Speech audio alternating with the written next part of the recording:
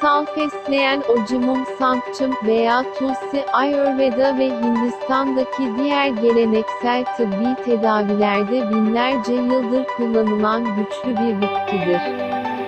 Küçük lavanta çiçekleri ile küçük kutsal fesleğen çalı Hindistan'da kutsal bir bitki olarak kabul edilir ve genellikle ibadet edilir. Kutsal fesleğen yapraklarının toksinleri vücuttan atmak için güçlü güçlere sahip olduğuna inanılıyordu. Şimdi bile Hindistan'da İnsanlar genel sağlığı iyileştirmek için lale suyuna, gece boyunca ıslanan lale yaprakları olan su veya lale yaprağını çiğniyorlar.